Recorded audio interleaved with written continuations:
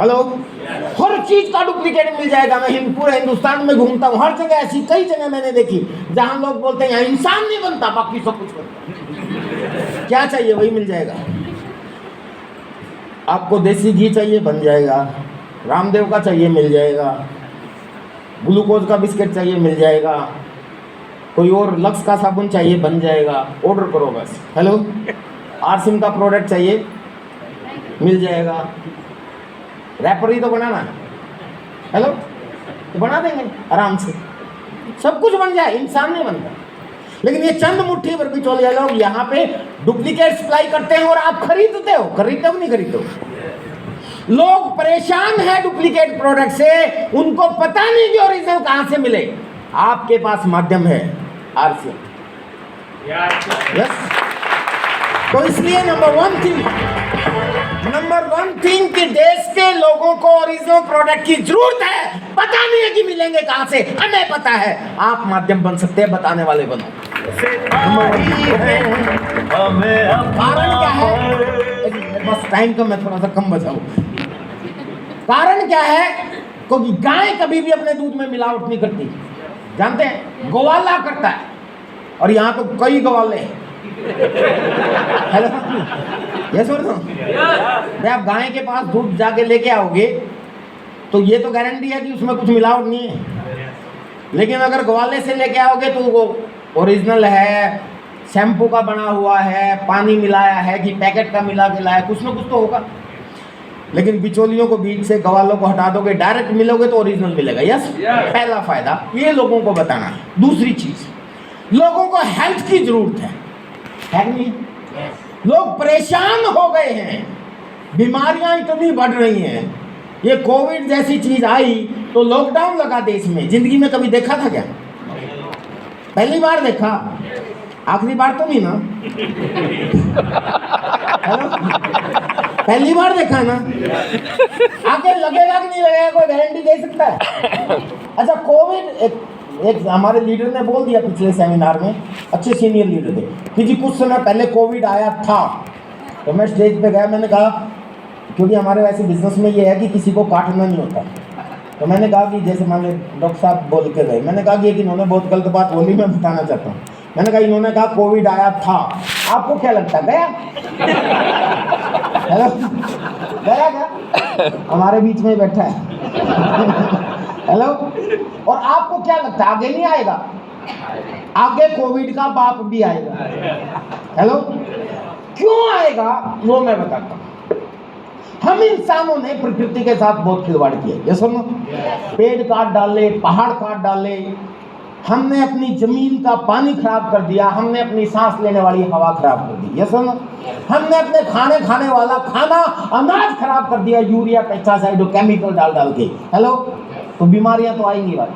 और यही चीज हम कोविड से पहले भी बताते थे। नहीं बताते? हम बताते थे कि ये सब कुछ हो रहा है, इसलिए आपको पीवीएमएफ लेना पड़ेगा, न्यूट्रिशन लेना पड़ेगा अगर बचना चाहते हो तो। नहीं समझ में आई थी? कोरोना आ गया। हेलो, अगर ये बात सारे देश को समझ में आ जाती तो मुझे लगता है कि कोई जरूरत नहीं थी इंडिया में कोरोना की। हेलो, समझ रहे? लेकिन भाई मैं आपको ये कहना चाहता हूं कि आप यूरिया, पेस्टिसाइड को खेतों से नहीं निकाल सकते। निकाल सकते हो क्या? आप किसान भी हो तब भी नहीं निकाल सकते। क्यों? क्योंकि सर आज किसान इतना उत्पादन करता है यूरिया, पेस्टिसाइड और केमिकल डाल के, अगर वो छोड़ देगा तो इतना उत्पादन होगा। ये सुनो, इतने उत्पादन में बेचारे का गुजारा मुश्किल से चलता है। वो इतना उत्पादन करेगा तो खाएगा क्या, कमाएगा क्या? हेलो, वो नहीं छोड़ सकता।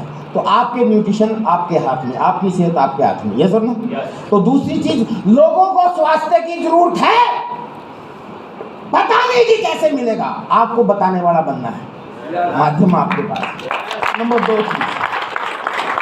दो चीज बता दी। पहली ओरिजिनल चीज चाहिए लोगों को, दूसरा स्वास्थ्य चाहिए, और आरसिम का पहला उद्देश्य स्वास्थ्य रक्षा। यस, तीसरी चीज इंपॉर्टेंट है सर, कि आज के समय में महंगाई बढ़ती जा रही है, कोई नहीं रोक सकता। कोई उल्लू का पट्टा राजनेता आ जाए, चाहे वो किसी भी कंपनी, मतलब क्या बोलते हैं, हमें तो कंपनी ही दिखाई देती है, किसी भी पार्टी का हो। मैं तो सर बहुत खिलाफ हूँ सारों से, मैं किसी पार्टी का भक्त नहीं हूँ। मेरे को बहुत बुरे लगते हैं सारी कंपनियों के जितने भी नेता हैं, पार्टियों के मतलब, इनकी लिस्ट बनाओ बिना पार्शलिटी किए, कौन बीजेपी का, कांग्रेस का, आपका, किसी का भी लगा लो, टोटल लिस्ट बनाओ। 90% आपको चोर, उचक्के, लुच्चे, लफंगे, बदमाश मिलेंगे, अनपढ़ गवार है लोग, मिलेंगे नहीं मिलेंगे। तो सारे लोग देश को बेचने का काम करते हैं, उनके बस की नहीं है। खूब भाषण देते हैं, मैं महंगाई खत्म कर दूंगा, बहुत हो गई महंगाई की मार। कोई कर सकता है क्या? मेरे को बना दो प्रधानमंत्री, मैं भी नहीं कर सकता। That is the reality. आपको बना दो, आप भी नहीं कर सकते। आज तक हुई है, अभी पता नहीं बड़े बड़े होर्डिंग लग रहे हैं पूरे देश में कि लोगों की आय दुगनी हो गई। मैं कहता हूँ अपने 10 लोगों को देखो किस किस की हुई है लेकिन खर्चे जरूर कई गुने हो गए कि नहीं हुए? तो महंगाई से सिर्फ एक ही चीज बचा सकती है आपको, वो है आपकी आय बढ़ाओ। ये सुन, सबको एक्स्ट्रा इनकम चाहिए। कहां से आएगी लोगों को पता नहीं। बीवी और पति दोनों इकट्ठे काम कर रहे हैं अलग अलग जगह, फिर भी गुजारा मुश्किल से हो पा रहा है। ये सुनो, क्योंकि खर्चे बढ़ रहे हैं और खर्चों से हम लोग इनकम देते हैं। आपके पास जरिया है, आप बताने वाले बनो, लोगों को जरूरत है। यस, मैं आपको ये कहना चाहता हूं सर, इस समय देश को आरसीएम की जरूरत है, कई तरीके से जरूरत है। 3 तरीके मैंने बता दिए, लेकिन प्रॉब्लम क्या है, बहुत लोग कहते हैं कि लोग तो समझते ही नहीं। समझते हैं क्या? नहीं समझेंगे तो इंसान है, ह्यूमन नेचर है भाई। इंसानों को बड़ी बड़ी बात और अच्छी बात एकदम से कभी भी समझ में नहीं आती। That is the reality. आज तक आई है क्या? नहीं। अभी इसी महीने के अंदर 10-15 दिन पहले, 10 दिन पहले एक दिन था, बहुत लोगों ने बड़ी धूमधाम से मनाया। डेट थी शायद 15। क्या था भैया ऐसा उसमें? इंडिपेंडेंस डे मनाया ना, बड़ा खुश हुए, देश आजाद हो गया था। अच्छी चीज आजादी, तभी तो मनाया। 15 अगस्त को देश आजाद हुआ, हमने खूब मनाया, कह रहे बहुत अच्छी चीज थी। अगर इतनी अच्छी चीज थी तो हम भारतीयों को 200 साल क्यों लगे समझने? हेलो, जैसे आज डॉक्टर बेग, बंदे जी और सारे लोग या सीनियर लीडर या आप लोग लोगों को ये सिस्टम समझा रहे हो कि ये देश को आर्थिक आजादी दिलाएगा, तो आपको की लोग नहीं सुनते हैं क्या? भाई साहब, ऐसे ही कुछ सिरफिरे और पागल लोग हमारे जैसे, जब उनकी समझ में आया था कि ये चंद मुट्ठी पर बिचौलिए लोग की बजाय उस समय अंग्रेज लोग इस देश को लूट रहे हैं, शोषण करते हैं, जुल्म करते हैं, अत्याचार करते हैं, इनको हटा दो, डायरेक्ट जुड़ जाओ। हेलो और वो प्लान दिखाते थे जैसे हम दिखाते, तरीका थोड़ा सा दूसरा। वो भी बताते थे जाके, सर पता है ये चंद मुट्ठी भर अंग्रेज लोग हमारे को लूट रहे, शोषण करते हैं, जुल्म करते हैं, इनको हटाना है और देश को बचाना है, हमें ज्वाइन कर लो, हमारी टीम मजबूत हो जाएगी, इस देश को आज़ादी दिला देगी। वो सारी प्लान सुन के फिर कहते थे ज्वाइन करेगा? तो कहता था ना। फिर कहता क्यों? वो उल्टा आपको प्लान दिखा देता था, बल्कि आपको नहीं, आपके माँ बाप को भी दिखा देता था। उससे मानने की बात करता कि तुम्हारा बेटा गया, अंग्रेज गोली मारेंगे इसको, जेल में सूड़ेंगे, फांसी पे चढ़ा देंगे, बचा सकता। ये सुनो, यही कारण था कि सर हमारे देश को 200 साल लगे आजाद होने। बड़ी बड़ी बात और अच्छी बात हम लोगों को कभी भी एकदम से समझ में नहीं आती। ये ह्यूमन नेचर है और मानव स्वभाव है। लेकिन एक बात और सच है, आती जरूर है। yes. समझ में आती जरूर है, इट विल टेक टाइम। क्या चीज़ है जो समझ में नहीं आई? लड़कियों की एजुकेशन समझ में नहीं आई क्या? पहले नहीं आती थी, आ गई। सरकारी नौकरियां नहीं समझ में आती थी, आ गई। आज चपरासी के लिए वैकेंसी निकलती है, 2 MBA PhD डॉक्टरेट किए हुए बंदे 4-4, 5-5 हज़ार एप्लीकेशन देते हैं। ये सुनो, कितनी समझ में आ गई? गैस सिलेंडर नहीं समझ में आया था, समझ में आया। बिजली नहीं समझ में आई थी, समझ में आई। आरसीएम नहीं समझ में आ रहा, आएगा। समझ में? तो मैं आपको ये कहता हूँ सर, लोग आपकी प्लान देख के नहीं प्रभावित होते। हेलो, आपके पास प्लान बहुत अच्छी है, लेकिन आप इंसानों को दिखाते हो। एक आदमी ने बोल दिया तो क्या सर गधों को दिखाएं? मैंने कहा नहीं, दिखाने तो इंसानों को ही है, लेकिन मेंटली प्रिपेयर होना है कि जिसको मैं प्लान दिखा रहा हूँ ना वो इंसान है बेचारा, और ये मना कर सकता है, आदत है इसकी। हेलो, तो अगर कामयाब होना तो एक ही तरीका है, प्लान दिखाओ, आता है तो बेस्ट, तो नेक्स्ट। हेलो, सिंपल सी बात है, क्या फर्क पड़ता है, इंसान है, दया और करो। इसने मना किया, बेचारा इंसान, कोई बात नहीं, अगले पे चले जाओ। ये सब इसको भी समझाओ, पहले ही समझ लो कि इंसान को समझा रहा हूं। हेलो, और इंसानों को आसानी से समझ में नहीं आता है तो बेस्ट, नहीं तो नेक्स्ट। हेलो, और बड़े खुशी की बात आपको बता दूं, हमें गर्व है कि हम भारत में रहते हैं, क्योंकि यहां हर चीज की कमी हो सकती है, इंसानों की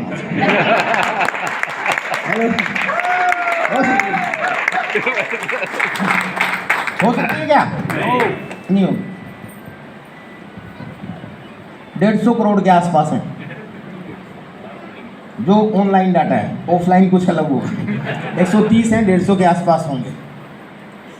पहले चाइना नंबर 1 था, मैंने सुना है जब हम पढ़ते थे, लेकिन अभी ऑन रिकॉर्ड आया कि नहीं पता नहीं, लेकिन अभी का रिकॉर्ड ये है कि चाइना को हम लोग छोड़ चुके हैं पीछे, अब भारत नंबर 1 है। बचपन से सुनते आए फैमिली प्लानिंग। मेरे दादा जी के 1 दर्जन थे, पापा जी जब हुए तब एक डाटा आया, 2 ही काफ़ी, औरों से माफ़ी। ऐसा गुस्सा, हम 2 हमारे 2, फिर नारा बना, शेर का बच्चा एक ही अच्छा। बावजूद उसके वर्ल्ड रिकॉर्ड। सारी दुनिया परेशान होगी, सारी सरकारें परेशान होगी, लेकिन हम खुश हैं क्योंकि हमें लोग चाहिए, हमें टीम चाहिए। ये सुनो, तो दुनिया का सबसे अच्छा देश है इस बिजनेस के लिए, क्योंकि यहाँ लोगों की कोई कमी नहीं। एक दिन में 1 जनवरी सन 2021 के दिन डाटा आया था, मेरे वेबिनार नंबर 3 में है, देखना, उसमें पूरी रिपोर्ट दे रखी है मैंने, जो मेरे चैनल पे है। एक दिन में दुनिया के सबसे ज्यादा बच्चे 10 देश, यानी कि सारे देश एक तरफ और 10 देश एक तरफ, और उन 10 में से भी सबसे ज्यादा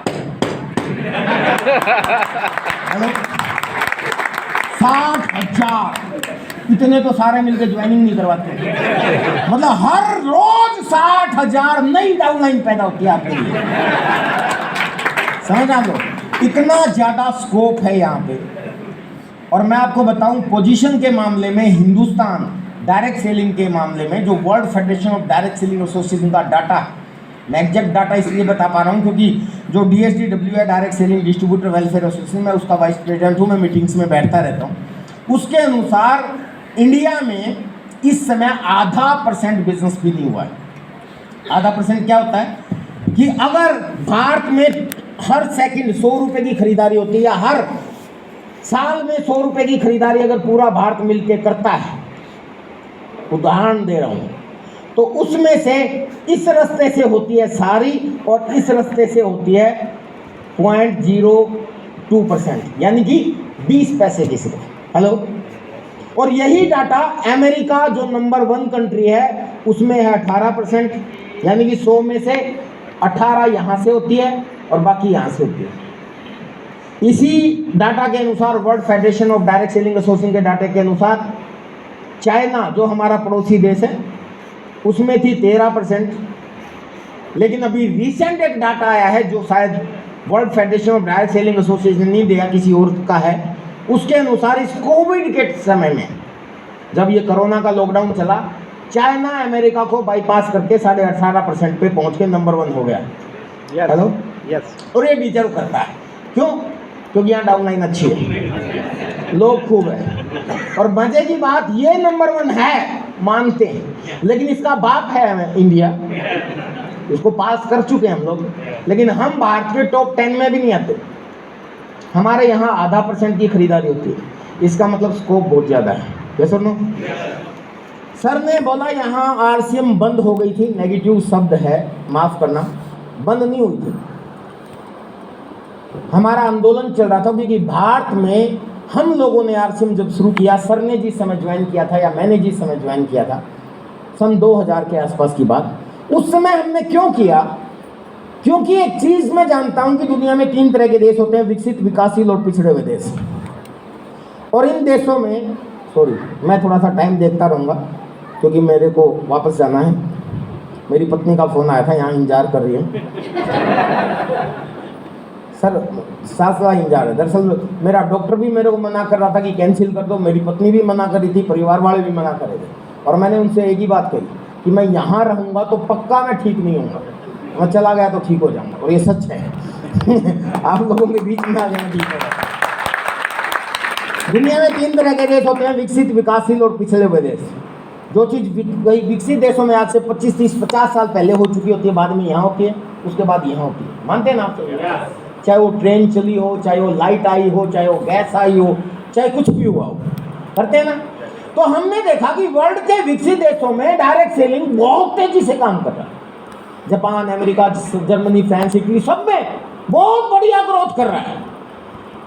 हम लोग विकासशील या पिछड़े हुए देश में आते हैं, किसी में भी आ जाए, अलग अलग डाटा बोलते हैं। जो यहाँ हुआ है तो यहाँ भी होगा, हेलो, तो भारत में भी होगा। इस दृष्टि से हमने डायरेक्ट सेलिंग को चुना। डायरेक्ट का मतलब बिचौलियों को छोड़ के डायरेक्ट, हेलो, आरसीएम को चुना। इसको डायरेक्ट सेलिंग बोलते हैं इंटरनेशनल लैंग्वेज में, और भारत की लैंग्वेज में इसको आरसीएम बोलते हैं। राइट कंसेप्ट ऑफ मार्केटिंग, खरीदारी का सीधा तरीका।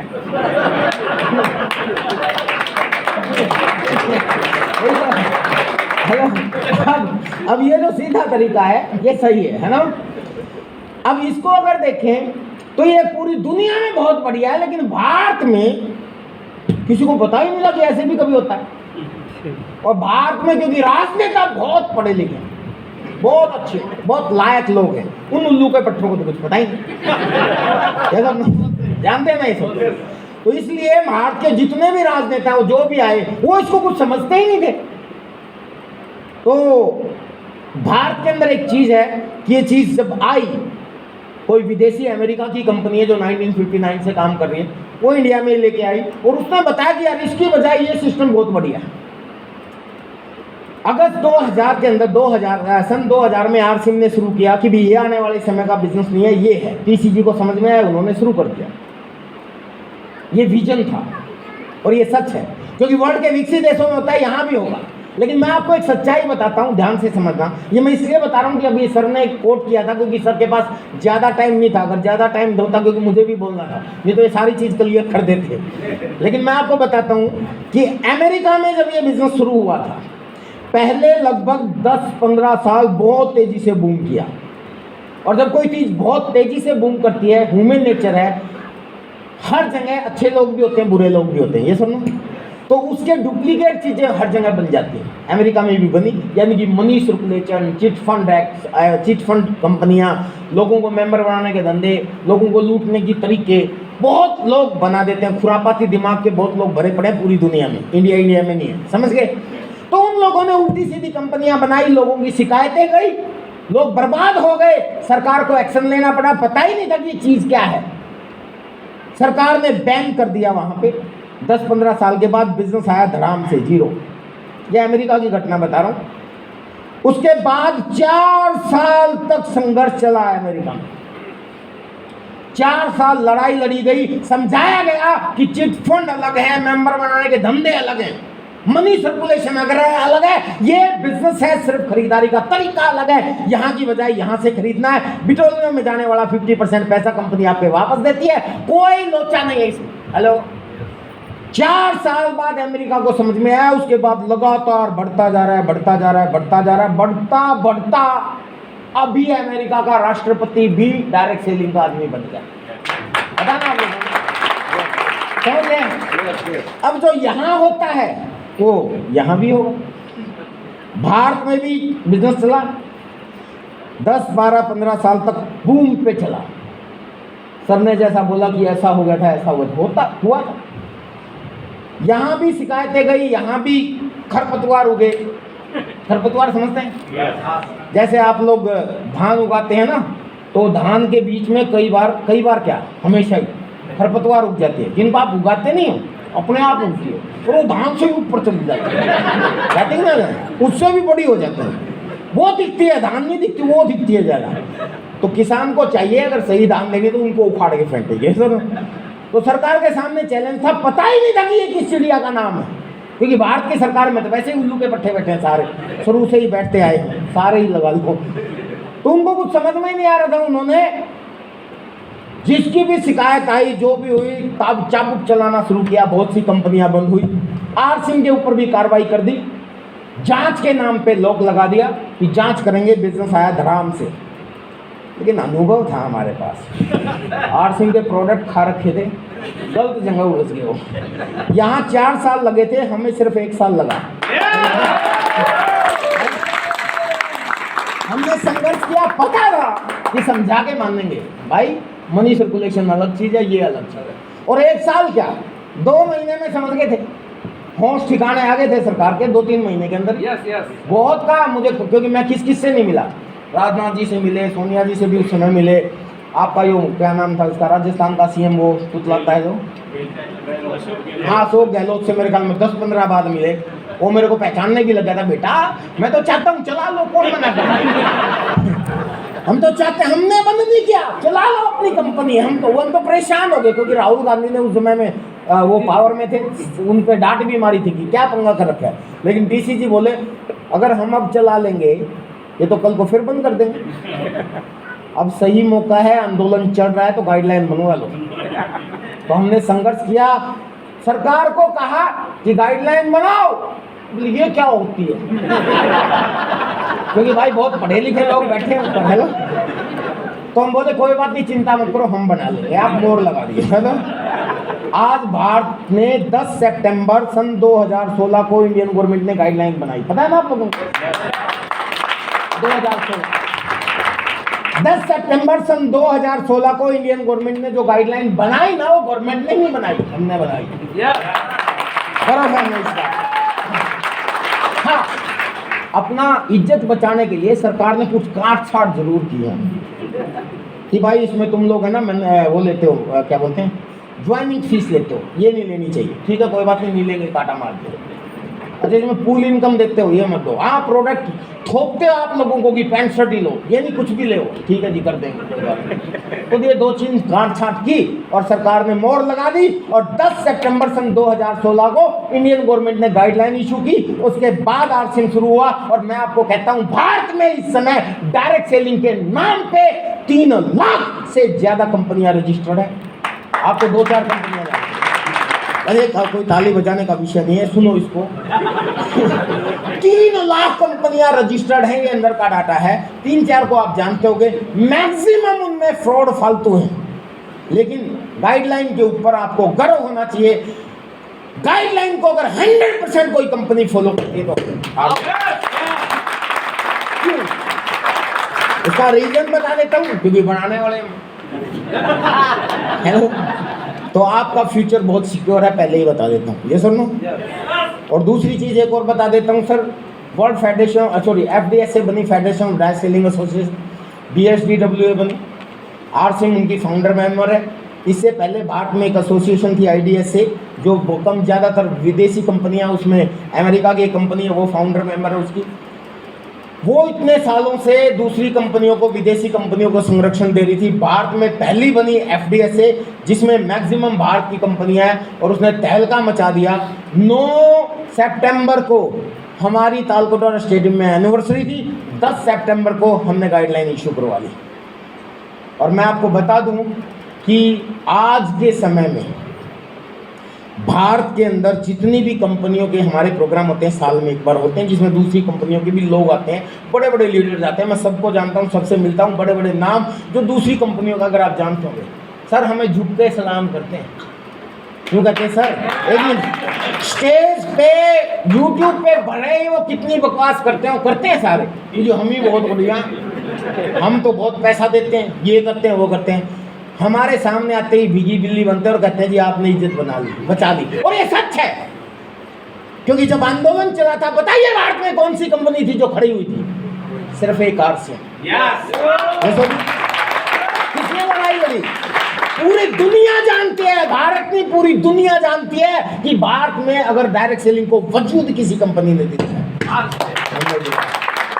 यस, इसलिए माय डियर फ्रेंड्स, मैं पहले ही एक चीज कहना चाहता हूं आपसे कि आप बिल्कुल सही समय है, सही जगह है, सॉरी सही समय नहीं, सही समय भी है और सही जगह भी है।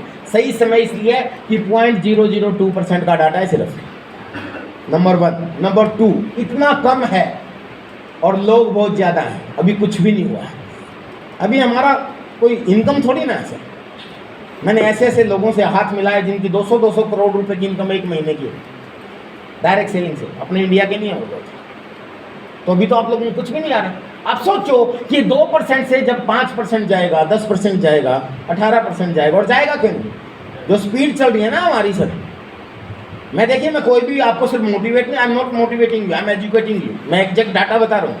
जो भारत की स्पीड चल रही है उस स्पीड के अनुसार world federation of direct selling association and KPMG ये बोल रही है कि अगर यही स्पीड चलती रही तो 2037 में भारत दुनिया का नंबर 1 कंट्री बन जाएगा। जैसे मैं बताता हूँ कैसे होता है। जैसे अगर यहाँ से मैं दिल्ली जाऊँगा, दिल्ली कितने किलोमीटर है और स्पीड से ट्रेन जाएगी, तो हमें पता होगा कि इस स्पीड से चल रही है तो इस यहाँ तक पहुँच जाएंगे। ये सुनो सर, अमेरिका की स्पीड, चाइना की स्पीड, सबकी से ज़्यादा स्पीड इस समय पूरे वर्ल्ड में सबसे ज़्यादा स्पीड से अगर कोई इंडस्ट्री किसी देश में बढ़ रही है तो हमारे भारत में बढ़ रही है, नंबर 1। और गर्व की बात बताता हूँ, उसके अंदर भी सबसे ज़्यादा कमाल अगर कोई कंपनी कर रही है, बकवास चाहे कोई भी करता रहे, लेकिन सबसे ज़्यादा कमाल अगर कोई कंपनी कर रही है तो आरसिंह कर रही है। इस लॉकडाउन के समय में ये सारी कंपनियों को समझ में आ चुका है। लॉकडाउन लगा ना, अभी एक मजदूर से लेके बड़े बड़े अरबपति तक प्रभावित हुए कि नहीं हुए? करोड़ों लोगों की नौकरियां खत्म होगी, करोड़ों लोगों की तनख्वाहें आधी हो गई, करोड़ों लोग बेचारे बर्बाद हो गए, अभी तक होश में नहीं आए। हेलो, आप में से भी मैक्सिमम लोग भुगतभोगी होंगे। दुकानें नहीं चली बेचारों की, 1-1 साल तक बंद पड़ी रही, अब तक वापस वो ग्राहकी लौट के नहीं आई। ये सुनो, देश गर्त में चला गया, इतनी माइनस जीडीपी आज तक कभी किसी ने नहीं देखी थी। हेलो, ऐसे समय में भी हमारे आरसिम ने वर्ल्ड रिकॉर्ड तोड़ दिए। हेलो, मेरी जिंदगी की सबसे बड़ी इनकम लॉकडाउन में शुरू हुई और हम लोग सारी कंपनियां जो एथिकल डायरेक्ट सेलिंग में आती थी उन्होंने खूब वीडियो बनाए और कहा कि बस यही चलेगा। हम तो पहले ही बोलते थे, लेकिन जब हमने चला के दिखाया 14 साल के रिकॉर्ड तो हमने तोड़ दिए। हेलो, पता ना आप लोगों को, सारी कंपनियों के बड़े बड़े लीडर्स के मेरे पास फोन आए तो बोले सर कमाल कर दिया, डायरेक्ट सेलिंग में पूरी दुनिया की जितनी भी कंपनियां हैं वो ग्रोथ नहीं आई जो आरसिम ने इस बार करके दिखाई।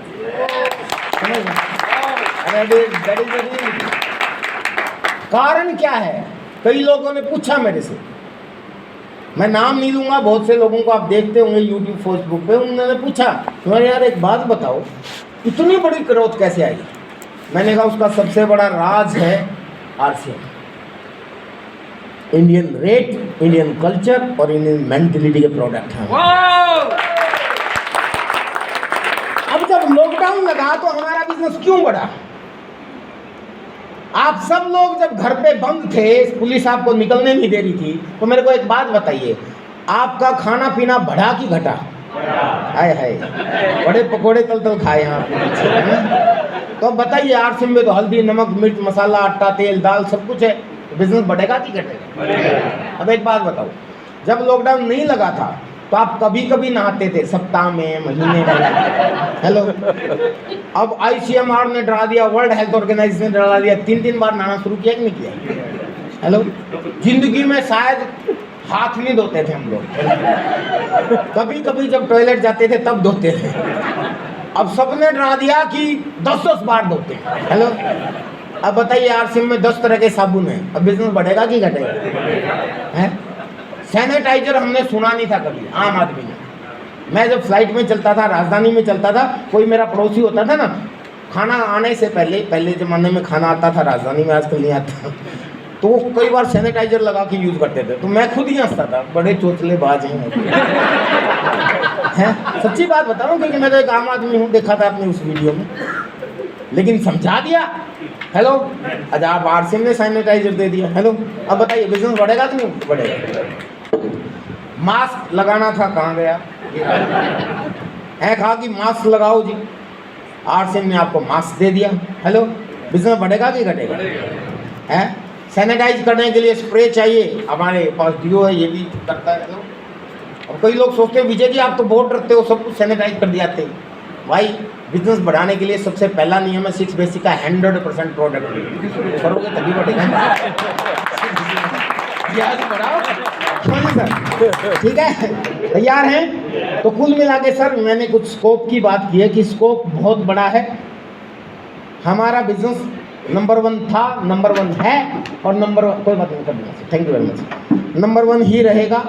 इसके ऊपर मैं बहुत बड़ा टॉपिक ले सकता हूँ, 20 साल का अनुभव है मेरा इसके अंदर। फिर कहोगे कि विजय सर आपका परिचय सिर्फ उसमें देखा था, मेरे से सुनना चाहते हो? सर ठीक है, आज मेरी पोजीशन सही है, पैसा ठीक आता है आरसीएम में। लगभग देखा जाए तो मैंने पैसे के बारे में अभी बात नहीं की, लेकिन सारे लोग स्टेज पे आके पैसे के बारे में बात करते हैं। उसका रीज़न है क्योंकि money is the best motivating factor in our life. ये सुनो, पैसा हमारे को समझ में आता है, लोगों को समझ में आता है, इसलिए पैसा बताया जाता है। वरना आरसीएम में शायद पैसे बताने की बजाय बाकी चीज़ें जो मैंने आपको बताई हैं वो ज़्यादा जरूरी है। वो मुझे आज लगता है, हो सकता है आपको ना लगता हो, मुझे आज लगता है कि मेरे को जो भी पैसा आया वो सारा साइड में, हेलो, लेकिन जो बाकी चीज़ें मिली है ना सर वो एक साइड में, तो वो भारी पड़ती है। आज आप लोगों का प्यार, दुआएं, सम्मान वो मिलता है ना, वो पैसे से भी नहीं खरीदा जा सकता। हेलो, जो स्वास्थ्य मुझे मिला है वो पैसे से भी नहीं खरीदा जा सकता। सच्चाई ये है, बड़े बड़े अरबपति करोड़पति मर गए, मरे कि नहीं मरे? ऐसे समय में आरसीएम में कितने लोगों को हमने बचाया। मेरे पापा जी 74 साल के हैं, उनको कोविड हो गया था, हॉस्पिटलाइज होना पड़ा। 70-74 साल का आदमी जाने के बाद रेयर ही वापस आया, मेरे ख्याल में 1-2% बचा होगा, है ना। डर गया था मैं। मेरे पापा का दोस्त था डॉक्टर, उसने कहा कि इसको उनको हॉस्पिटल में ही लेके जाना पड़ेगा, घर मत ले जाना गलती से भी, क्योंकि कभी भी कुछ भी हो सकता है। मैंने कहा सर हॉस्पिटल में तो मार देते हैं, भाई ऐसा मर जाते ही खत्म, पता नहीं चलता, ना मिलने देते। तो यूँ बोले नहीं, आपको हॉस्पिटल में एडमिट ही करवाना पड़ेगा, घर पे नहीं रख सकते, ऑक्सीजन लगानी पड़ेगी इनको। मैं मजबूर हो गया, हॉस्पिटल से बहुत डर लगता है सर मेरे को, इसीलिए मैं न्यूट्रिशन को ज़्यादा बोलता हूँ। हेलो, हॉस्पिटल में चले गए ना, वो एक ऐसा माया जाल है, ऐसा दलदल है। यहाँ सच्चाई ये है, हमारे भारत में एक डॉक्टर ने वो सत्यमेव जयते पे बताया था, मैं उसे पूरा सहमत हूँ कि आप 25 पैसे की दवाई से ठीक हो सकते होगे ना, तो डॉक्टर आपको 2500 रुपये की दवाई दे देता है, और वो 2500 रुपये की दवाई देने के बाद आपको 10 बीमारियाँ नई और शुरू हो जाती हैं, और उनसे अगर बचना चाहते हो सर आरसीएम ही बचा सकता है। ये मेरी समझ में सही तरीके से। अब सच्चाई ये है सर, पापा को एडमिट तो करवा दिया, मिलने के लिए दे नहीं रहे थे क्योंकि आगे सिक्योरिटी गार्ड थे कि कोविड वार्ड में कोई नहीं जाएगा, हर जगह ही शायद यही हाल है। वीडियो कॉल पे पापा से बात की, पहला दिन छोड़ के आए, बड़ा रोया, दुख हुआ। पापा का अच्छा लाडला हूँ मैं, मेरे ज़िंदगी में बहुत बड़ा रोल, सभी की ज़िंदगी में पापा का रोल होता है। दूसरे दिन पापा की तबीयत डाउन, व्हील चेयर पे आगे चला नहीं जा रहा था, अच्छे भले चलते हुए छोड़ के आया था, सिर्फ टेम्परेचर था। मेरी पत्नी माथे पे ठंडी पट्टी रखते हुए गई थी और मैं उनको साथ में हाथ पकड़ के लेके गया था, अच्छे भले चलते हुए, सिर्फ बुखार था। अगले दिन व्हील चेयर पे आ गए, दूसरा दिन, और तीसरे दिन पे बेड पे ही पड़े रहे। वीडियो कॉल में बात ढंग से नहीं कर रखे थे, बहुत गुस्सा आया। मैंने कहा ऐसे तो काम खराब हो जाएगा। तीसरे दिन भागा गया, डॉक्टर से लड़ पड़ा कि डिस्चार्ज करो। वे अगर जाएंगे भी तो मेरे घर में मेरे हाथों में जाएंगे, कोई प्रॉब्लम नहीं, मैं नहीं छोड़ सकता। लड़ पड़ा, मैं जबरदस्ती कोविड वार्ड में घुस गया धक्का देके, ये रियलिटी है। सिक्योरिटी गार्ड को अंदर चला गया, सिर्फ ये मास्क था मेरे पास जो हमारा आरसीएम वाला, वरना वहाँ सारे भूत बन के जाते हैं नीचे से ऊपर तक। तो ऐसा हो ही नहीं सकता कि मेरे को कोविड ना हुआ हो, पक्का हुआ होगा क्योंकि पापा जी के बहुत नज़दीक था और कोविड वार्ड में भी चला गया था। लेकिन सर आरसीएम की ताकत है, मेरा इम्यून सिस्टम इतना मजबूत है कि कोविड का एक भी सिम्टम मेरे अंदर नहीं आया, ना बुखार, ना खांसी, ना जुकाम। और ये बात, थैंक यू वेरी मच, ये बात जो मैंने हमारी कोर की मीटिंग में बताया तो आपके क्लाइंट सुजीत जी ने एक बात कही मुझे कि सर जरूर आपको कोविड हो गया, आप आरसीएम के बहुत प्यार करते हो, 100% प्रोडक्ट यूजर हो, आप बहुत मजबूत हो, लेकिन आपकी वजह से कोई कमजोर आदमी आपके नजदीक आ गया, वो अगर इन्फेक्टेड होगा वो बेचारा मर जाएगा, इसलिए दूर रहिए लोगों से। हेलो, तो वो चीज मैंने फॉलो की। पर हुआ क्या सर, तीसरे दिन डॉक्टरों ने मेरे को मना कर दिया और बोले कि सर छुट्टी मत दिलाओ, मान जाओ, कल दे देंगे छुट्टी। एक दिन मैंने छोड़ दिया। चौथे दिन पापा को डिस्चार्ज करवा के ले आया, गोद में उठा के गाड़ी में बैठाया, लिफ्ट में भी कुर्सी मंगाई पापा ने, कुर्सी पे बैठ के मैं लेके गया। सच्चाई है ये, जरूर कोविड हुआ होगा, लेकिन अगले 3 दिन के अंदर पापा को खड़ा कर दिया, सिर्फ ये 3 प्रोडक्ट दे रहा था। हेलो, हमारा गिलोय तुलसी रस, हमारा काढ़ा पाउडर और हमारा गामा ओरिजिनल S5 और ब्यूटी चार्ज मैन, सर आज मेरे पापा बिल्कुल स्वस्थ हैं और मेरे अंदर कुछ भी नहीं हुआ। मैं आपको ये कहना चाहता हूँ कि मैं ये नहीं कह रहा कि हमारे पास दवाई है, इलाज है, इलाज नहीं, लेकिन सब डॉक्टर मानते हैं इम्यूनिटी मजबूत करने का सिस्टम हमारे पास। Yes yes. इसीलिए मैं दिल से कहना चाहता हूँ कि सर बाकी पैसा पूसा सब कुछ एक तरफ है, इन चीज़ों को अपनाओ, करेंगे? yes. दूसरी चीज़ सर मेरे को सबसे ज़्यादा लगती है, पैसे से भी ज़्यादा इम्पोर्टेंट, समय। आज मेरा समय किसी बॉस के हुक्म का गुलाम नहीं है, मेरी मर्जी का मालिक है। हमारी मजबूरी है कि जैसे मैंने बोला था कि लोगों को नौकरियां समझ में आ गई, इसका ये मतलब नहीं कि नौकरियां बहुत अच्छी हैं। नौकरी का तो मतलब नौकर होता है, ये सुनो। आज कोई भी आदमी पढ़ाई लिखाई करने के बाद सबसे पहली प्रायोरिटी उसकी क्या होती है कि जॉब मिल जाए। मैक्सिमम 99% बच्चे, सबसे पहले आप लोग भी हों, मैं भी हूँ, पढ़ाई खत्म करते ही नौकरी की तलाश शुरू की है, ये सुनो। 90% बच्चों ने, मैंने भी की थी। क्यों? क्योंकि हमारी एजुकेशन ही अपने को ये सिखा रही है, हम जिस माहौल में पैदा हुए हैं उसने सिखाया ही नौकर बनना है। और जो टीचर हैं हमारे बीच में वो जानते हैं हमारी जो शिक्षा पद्धति है वो किसने बनाई थी? लॉर्ड मैकाले, है ना। लॉर्ड मैकाले ने शिक्षा पद्धति क्यों बनाई? क्योंकि उस समय भारत के अंग्रेजों को नौकरों की जरूरत थी और हमारे भारत में लोग नौकर बनना नहीं चाहते थे। तो ऐसी एजुकेशन पॉलिसी लेके आए जिसमें बच्चों को नौकर बनने के लिए तैयार किया जाता है, और वही आज तक चल रहा है। हेलो, और यही कारण है कि मेरे पानीपत में 13 वैकेंसी थी, चपरासी की, MBA PhD और डॉक्टरेट किए हुए 4000 से ज़्यादा बच्चों ने एग्जाम दिए चपरासी बनने के लिए, नौकर बनने के लिए, वो भी चपरासीगिरी का। मेरे को तो नौकरी करने वाला सामने दिख जाता है। इट्स माई पर्सनल ओपिनियन, माफ़ करना जो सरकारी कर्मचारी है, बुरा मत मानने। मेरे को तो ऐसा लगता है बेचारे ने पिछले जन्म में कुछ बुरे कर्म किए थे। ये मेरी पर्सनल ओपिनियन है। क्योंकि यार ना अपनी मर्जी से उठ सकता, ना अपनी मर्जी से सो सकता, ना अपनी मर्जी से घूम सकता। हेलो, उसको तो just obey the boss, job क्या होती है? Just obey the boss. लेकिन इस बिजनेस ने मेरे को अपनी मर्जी का मालिक बनाया। मेरे जीजाजी गस्टेड ऑफिसर हैं, सरकारी कर्मचारी हैं, और जीजा होता है तो जीजा जीजा होता है, कम ही बोला जाता है उसके सामने। एक बार सैटरडे को बाई चांस, वो सैटरडे संडे इनका फ्री होता है बेचारों का, नौकरी करने वालों का, वो मेरे पास आ गए। बाई चांस मैं सैटरडे संडे को मिल गया। जनरली सैटरडे संडे को बाकी दुनिया फ्री होती है तो हम उनको टाइम दे देते हैं। जैसे आज क्या है, संडे है ना, तो आज आप लोगों ने मेरे को बिल्कुल रगड़ा बढ़िया तरीके से। आज सुबह वहाँ था, आज यहाँ था। ये भी दया नहीं आई कि बच्चे ने 1 सप्ताह से खाना नहीं खा रखा। सिर्फ चलिए जीवन है। बट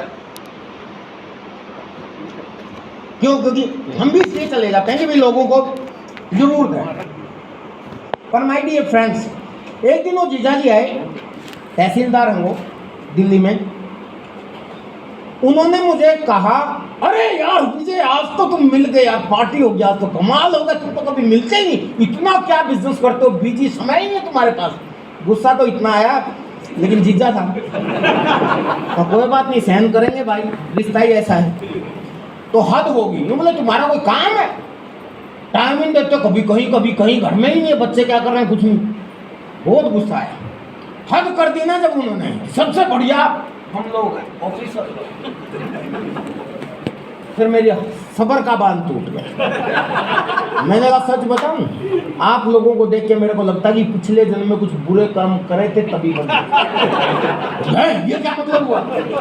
चल मैं साबित करूं। मैंने कहा ऐसा है, कल सुबह की मेरी फ्लाइट है कलकत्ता की, मेरा कलकत्ता में प्रोग्राम है, संडे का मेरा प्रोग्राम था। कल मुझे कलकत्ता जाना है, मेरा कलकत्ता प्रोग्राम है, और उसके बाद मेरा 2-3 दिन का टूर है। उसके बाद आगे की भी कुछ शेड्यूल हैं। एक काम करते हैं, कल का मैं कैंसिल करता हूँ और स्विट्जरलैंड चलते हैं 2 महीने के लिए, खर्चा भी मैं करूँगा। चलो है हवा निकल गई भाई की, क्योंकि भाई साहब मंडे को जाना है, हर बॉस का कोई बॉस होता है। हेलो, लेकिन मैं जा सकता हूँ, मैं क्या करूँगा, ज़्यादा यहाँ अगर मैं आया हूँ, यहाँ नहीं आता, क्या कर लेते आप लोग? क्यों नहीं ऐसा? एक साहब क्या करते, ज़्यादा से ज़्यादा रंजीत जी को फ़ोन करते, और इस वक्त विजय जी ने टाइम दिया था, आए नहीं। रंजीत जी मेरे को फ़ोन करते, विजय जी क्यों नहीं आए? क्या कहता, मेरी मर्जी। बिहार से मर्जी का मालिक बनाता है। वो सुजीत जी को फ़ोन करते, अरे सर वो नहीं आए। सुजीत जी को भी मैं यही कहता। वो किसको फ़ोन करते? व्हाट्सएप को फ़ोन करते, मैं व्हाट्सएप को भी कह देता मेरी मर्जी, तो ठीक है भाई। ज़्यादा टीसी जी को फ़ोन कर देते, टीसी छापड़ा जी मेरे को फ़ोन करते, अरे विजय जी आपने नागपुर में टाइम दिया था? मैंने कहा हाँ सर दिया था। अरे यार गए नहीं तुम? मैं कहता मेरी मर्जी। अच्छा तेरी मर्जी। वो भी कुछ नहीं कर सकते। और भी कोई ज़्यादा ही पहुँच हो तो मोदी साहब को फ़ोन कर देते, और मोदी साहब को इतना टाइम नहीं कि मेरे साथ उलझे। तो कुल मिला के सर ये बिजनेस जो है ना, मर्जी का मालिक बनाता है। आज मेरी मर्जी होती है तो मैं महाराष्ट्र में आ जाता हूँ, मर्जी होती है बिहार चला जाता हूँ, मर्जी होती है आसाम चला जाता हूँ, मर्जी होती है कलकत्ता चला जाता हूँ, मर्जी होती है उड़ीसा चला जाता हूँ, मर्जी होती है छत्तीसगढ़ चला जाता हूँ, मर्जी होती है इंडिया में रहता हूँ, मर्जी होती है आउट ऑफ इंडिया चला जाता हूँ, मर्जी होती है कश्मीर, मर्जी होती है घर में पड़ा रहता हूँ। मेरी मर्जी। दुनिया में पैसा पता नहीं कितने लोग कमाते हैं यार, पैसा सब कुछ नहीं होता। मेरे से ज़्यादा पैसे वाले लोग आपके बीच में खूब बैठे हैं, खूब लोग हैं, चिंता मत करो। अभी मैंने जो 24 तारीख को फ्लैट की रजिस्ट्री की, जिसमें मैं जाने वाला हूँ, वो 2 करोड़ 30 लाख का मैंने खरीदा, और वहाँ एक और रजिस्ट्री करवाने के लिए आया था, वो 250 करोड़ रुपए की तो उसका प्लॉट था 250 करोड़ का। वो इतना है, इतने बड़े बड़े मगरमच्छ हैं इस दुनिया में। हेलो, हमारे पास कुछ नहीं है भाई, कोई खास पैसे वाले नहीं है, पर मर्जी के मालिक। हेलो, समझ, ये बिजनेस मर्जी का मालिक बनाता है। हेल्थ आए है आनंद आ जाता है। यहाँ मेरे ख्याल में क्या साल बाद आया हूँ सर? 3, 4, 5 साल, 3 कितने हो गए हूँ बता नहीं। हर जगह में लगभग 1 साल से पहले तो कहीं आता नहीं, लेकिन 2 साल से तो शायद 1-2 साल से लॉकडाउन कहीं भी हुआ हो। अभी मैं महाराष्ट्र गया था, अमरावती गया, वहाँ 3 साल बाद गया। सॉरी कहाँ था, औरंगाबाद। जब वहाँ गया 3 साल बाद, सारे बोले अरे सर आप तो जवान होते गए। अरे भाई मैं जब भी जाता हूँ, मतलब पिछले 20 साल से मैं यही सुनता रहा, आप बूढ़े ही नहीं हो रहे। और सच बात यह है कि मेरे साथ के पढ़ने वाले सारे मेरे दोस्त, किसी से मिले सारे उल्लू के पट्टे बूढ़े हो गए, और हम जवान होते जा रहे हैं। जय आर सिंह। क्या करेगा पैसा? अभी आपने ये वीडियो देखा, अभी मेरे पास टाइम नहीं है उसको रिमाइंड करके दिखाता। इसमें मेरा भाई था, वो मेरा छोटा भाई है, बड़ा नहीं था वो, दिखने में बड़ा है, क्योंकि मैं आर सिंह के मामले में उसका बाप हूँ। हेलो, वो इतने प्रोडक्ट इस्तेमाल करता है तो मैं इतने करता हूँ। हेलो, वो स्टार इमराल्ड है तो मैं स्टार सफायर है, समझ रहे हैं? तो मेरी डेडिकेशन से ज़्यादा, इसलिए मैं ज़्यादा। इसके बाद एक और भाई था, रिलेटिवली रखा था, वो कुर्सी पे बैठा था, पीछे पंखा, कूलर, मिक्सी, ग्रीस में हाथ धसा हुआ था, चाचा का लड़का था मेरा। वो मेरे से कम शायद 8 साल छोटा होगा, वो मेरे से बड़ा लगता है। मेरी मैडम मेरे को देख के बड़ी खुश होती है। एक दिन एक शादी में गई, कॉम्प्लीमेंट, भाई साहब ये कॉम्प्लीमेंट कितना पैसा खर्च करो नहीं मिलेगा। एक शादी थी मेरी बुआ की लड़की की, और बड़ी मुस्कुराने लग रही मेरी मैडम। मैं बोला क्या हुआ यार? यूँ बोली कुछ नहीं, माना नहीं कुछ तो है। यूँ बोली पता है यहाँ जितनी भी भव्य हैं, भव्य मतलब हमारे खानदान की जितने भी मेरे भाई चाचा ताऊ के बच्चे थे, उन सब की मिसेज है। मेरे पापा 7 भाई और बहनें हैं 2, 5, 7, 8, 9 बच्चे हैं। 2 चले गए थे, 11 बार, मतलब पूरा दर्जन पूरा कर दिया था दादाजी ने। तो मेरे पापा जी 7 भाई हैं, 7 भाइयों में मेरे पापा जी सबसे बड़े और मेरे पापा जी के सारे बच्चों में मैं सबसे बड़ा। इसका मतलब मेरे खानदान में सबसे बड़ा मैं। बाकी सारे मेरे 7 भाइयों के मतलब मेरे पापा जी के 7 भाइयों के बच्चे सबकी शादी होगी, सारे बूढ़े हो गए। तो मेरी मैडम खुश इसलिए थी कि वो जितनी भी बहुएं थी, बहुएं समझते हैं, वो सारी लेडीज थी, उनमें चर्चा चल रही थी, पता है देखना भाई साहब तो जवान है, बाकी सारे बूढ़े हो गए। अब बताइए, समझ रहे हैं? इसीलिए कहता हूँ सर, जो करते हैं बीवी बच्चों से प्यार क्यों नहीं करेंगे अर्जुन? कैसे कर सकते हैं अर्जुन से इनकार? समझ रहे? ये चीज पैसे से आ सकती है क्या? और भी बहुत से सीन है। मेरा नहीं, जितेंद्र शर्मा जी जानते हैं, मेरी फ्लैट के सामने फ्लैट है, मेरे ख्याल में उनकी 78 साल की उम्र होगी, 78 या 80 साल के आसपास हो गए। योगाचार्य हैं, स्टार पर्ल अचीवर हैं। अभी जो BCJ ने प्रोग्राम कराया था उसमें भी आए थे वो। मैं भी अपनी कई मीटिंग्स में उनको शामिल कर लेता हूँ। जितेंद्र शर्मा से मेरे सामने वाले फ्लैट में रहते हैं। अभी एक दिन फिर वैसा ही सीन हुआ। मेरी मैडम बड़ी खुश सी आ रही, अजीब सी। मैं बोला क्या हुआ, मुस्कुरा क्यों रही हो? वो बोले कि नहीं बस ऐसे। मैंने नहीं, कुछ तो बात है। तो जितेंद्र जी ने क्या किया कि जितेंद्र जी मेरे फ्लैट के सामने हैं, 3rd फ्लोर पे, मैं 4th फ्लोर पे हूँ, सामने दिखता है। उन्होंने अभी फ्लैट चेंज किया है और वो हर रोज सुबह 5 बजे जूम की मीटिंग लेना शुरू करते हैं और 6-7 मीटिंग लेते हैं अपनी टीम की, और पूरा चिल्ला चिल्ला के बोलते हैं, पड़ोसियों को भी सुनता है।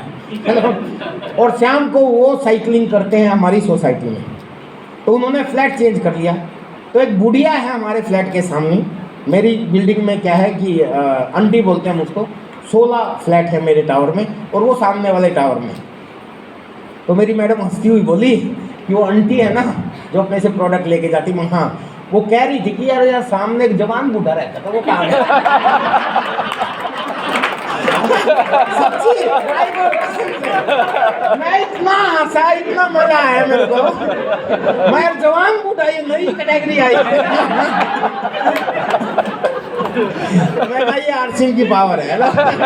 उसके बाद जितेंद्र जी फिर मेरे पास आए ना, तो मैं हंसने लगी। बोले क्या हुआ सर? मैंने कहा यार एक नई उपाधि मिली है सर। बोले क्या? बोला कि एक, मैं बताऊंगा नहीं, कोई आपकी फैन है। मैंने कहा कि सर वो बोल रहे थे कि एक जवान बूढ़ा रहता था। वो भी बहुत हंसे। तो भाई मजा आता, मतलब ये चीज़ जो है ना, ये आरसिंह में मिलती है, पैसे से नहीं मिल सकती। समझ रहे हैं आप सभी लोग? तो सर बहुत कुछ है। टाइम चाहिए, सम्मान चाहिए, पैसा चाहिए, नॉलेज चाहिए, स्वास्थ्य चाहिए, लोग चाहिए, प्यार चाहिए, क्या चाहिए सोच के देखो, सब कुछ यहाँ मिलता है। यस, तैयार हैं? एनीवे ऐसे बात करते रहे, बहुत कुछ है। लेकिन सर मेरी पोजीशन ठीक है, मैं स्टार फायर हूँ। गाड़ियों की बात की लोगों को पैसा समझ में आता है, चलो थोड़ा बहुत बता देता हूँ। कई लोग पूछते हैं सर आप इनकम बताओ, आप तो बताते नहीं। डर लगता है, इसलिए नहीं कि कोई पकड़ लेगा, डर ये लगता है कि झूठे बोल दोगे आप, है ना? क्योंकि मुझे याद है जब मैं रॉयल्टी अचीवर था, स्टार प्लेटिनम, मेरी 24,000 की इनकम थी उस समय। मैंने ट्रेन में एक आदमी को बताया ऐसे भी कभी आती है। 24,000 की समझ में आई थी। और आज जो आती है वो बता दूं, गड़बड़ नहीं हो जाएगी? तो आप कहोगे है अगर इतनी इनकम आती है तो यहाँ आने की क्या जरूरत? यही कहेंगे ना। पर फिर भी अगर आप जानना चाहते हैं तो सर मजा आता है एक बात कहने में। इनकम बताने में मजा नहीं आता, और जो बात कहने में मजा आता है वो जरूर कह दूंगा कि पर भारत का जो सबसे लोकप्रिय राजनेता इस समय, भारत का प्रधानमंत्री, भाई साहब उसकी तनख्वाह मैं देता हूँ। ये गर्व है। क्या बात। कई लोग सोचते हैं सर उसकी तनख्वाह आप कैसे देते हो? रसीद लेता हूँ। सच बात यह है कि सर मतलब भाई भारत का प्रधानमंत्री तनख्वाह कहाँ से लेता है? हमारे टैक्स से ना। जितने भी सरकारी कर्मचारी, चाहे पुलिस वाले हों, टीचर हों, डॉक्टर हों, इंजीनियर, जो भी सरकारी, चाहे राजनेता हो, वो तनख्वाह लेते हैं हमारे टैक्स से। ये सुन लो, तो आप भी देने वाले हो, कहीं ना कहीं आप भी देते हो किसी न किसी टीचर की वगैरह वगैरह, चाहे वो इतना सा पार्ट देते हो। पर पीछे अभी लॉकडाउन के समय में मेरे CA ने मेरे को बताया, यूँ बोले सर आप है ना भारत के प्रधानमंत्री की जितनी तनख्वाह उससे ज़्यादा तो सरकार को टैक्स देते हो। और ये भी उस महाराज की वजह है। उन्हीं ने टैक्स हमारे ऊपर लगाया था, जिसको कई लोग गब्बर सिंह टैक्स बोलते हैं। जो लोग 20 लाख रुपए सालाना से ज़्यादा की इनकम लेते हैं उनके ऊपर जीएसटी लगता है इनकम पे, पता है ना आप लोगों को? तो हमारी 20 लाख से ऊपर आपकी भी होगी, आपको भी देना पड़ेगा। अभी तो इनकम टैक्स में गुजारा कर रहे हो, तो हर महीने देना पड़ता है, तो वो हमारा उससे ज़्यादा जाता है। मुझे गर्व है और मेरा टारगेट है कि आने वाले समय में कभी ये कह पाऊँ कि भारत की पूरी सरकार को मैं दिखा ये लोगों को गाड़ियाँ समझ में आती हैं, तो सर आज मेरे पास अलग कार है, मेरी वाइफ के पास अलग कार है, मेरे भाई के पास अलग कार है, मेरी वाइफ और पत्नी तो एक ही थे। कई लोग सोचेंगे सर अलग अलग रखते। भाई के पास अलग कार है, बहन के पास अलग कार है, बड़ी बहन के पास अलग कार है, होगी मेरे ख्याल में सारे, कोई नहीं छूटा। अभी पीछे मेरे को एक साइन करना था, बैंक में गया मैं और मैंने पापा जी को फ़ोन किया कि पापा जी एक बार आ जाओ। मैनेजर बोला पापा जी के भी साइन चलेंगे, तो वो बोले कि आपकी मेरी गाड़ी थोड़ी ख़राब होगी। मैंने कहा कब? बोला 3 दिन हो गए। मैंने कहा फिर इंजीनियर को बुला लेते, उसको फ़ोन कर देते, एजेंसी वाला कर जाता ठीक। वो नहीं, इसका पुर्जा बोला हुआ है 10 दिन में आएगा, गाड़ी भेज दो। मैंने गाड़ी भेजी, पापा आए, साइन करवाया, घर नहीं लेके गया, सीधा शोरूम में गया, दूसरी नई गाड़ी दिला दी। ये पावर है इस बिजनेस की। सर ये सारी पोजीशन आज है, बैकग्राउंड मेरा आपने देखा, उससे भी गलत रहा है। कितना गलत रहा है मैं आपको बताऊं। आप जितने लोग यहाँ पे बैठे हैं, आप में से जो आदमी अपने आप को सबसे ज़्यादा गरीब समझता हो, मैं उससे भी ज़्यादा गरीब परिवार का हूँ। सच्चाई है। मैं जिस घर में पैदा हुआ उस घर की अपनी कोई छत नहीं थी, किराए के मकान में मैं रहता था। मेरे पापा जी मजदूर थे, बिजली बोर्ड में खंभे गाड़ने का काम करते थे। 5वीं क्लास में रद्दी अखबार के लिफाफे बना के दुकानों पे बेचने के लिए जाता था ये लड़का। 8वीं क्लास में अखबार बांटने का काम करने के लिए किस्तों में साइकिल खरीदना पड़ा था मुझे। मेरे पापा दिलाने के लिए तैयार नहीं थे, बोले कि हमारी इतनी हैसियत नहीं है कि मैं आपको साइकिल दिला पाऊँ। मैंने कहा मैं कमाने के लिए लेना चाहता हूँ। 11वीं क्लास में मैं कराटे का सेंटर खोल लिया था। मैंने कराटे में ब्लैक बेल्ट हासिल कर ली थी। मैंने बच्चों को कराटे सिखाने लग गया था। दिल्ली में जब इंजीनियरिंग करने के लिए गया, हर रोज़ शाम को लोधी गार्डन में मैं बच्चों को कराटे सिखाता था। हर रोज़ सुबह 14 किलोमीटर दूर संगम बिहार जाके बच्चों को कराटे सिखाता था। इस तरह से मैंने अपनी पढ़ाई पूरी की थी। कोई घर नहीं था हमारे पास, कोई वाहन नहीं था हमारे पास, साइकिल बड़ी मुश्किल से किस्तों में लिया था। पावर ऑफ दिस बिजनेस 8 फरवरी सन 2001 को मैंने ज्वाइन किया। 1 साल काम करने के बाद मैं इसमें लीडरशिप पे पहुंचा। उसका कारण है कि उस ज़माने में इतने सारे प्रोडक्ट नहीं होते थे, इतने बढ़िया वंडरवर्ल्ड क्यूट नहीं होते थे, इतने अच्छे लीडर नहीं होते थे। 1 साल में लीडरशिप पे पहुंचा, 15,000 के आसपास की इनकम आई। जो मैं काम करता था, कराटे सिखाना और कंप्यूटर का सेंटर खोला था, क्योंकि नौकरी नहीं मिली थी, अपना ही सेंटर खोला था।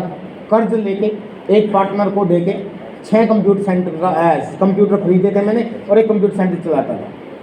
उससे मैं और कराटे से दोनों से मिला के 6 से लेके 10,000 की एवरेज में कमाता था। गुजारा ठीक ठाक चल रहा था। बस आरसिम से 15,000 के आसपास की आने लगी इनकम। मैंने एक मोटरसाइकिल खरीदा TVS GLX मॉडल का। पहली बार मेरे खानदान में किसी ने नया मोटरसाइकिल खरीदा तो मैंने खरीदा।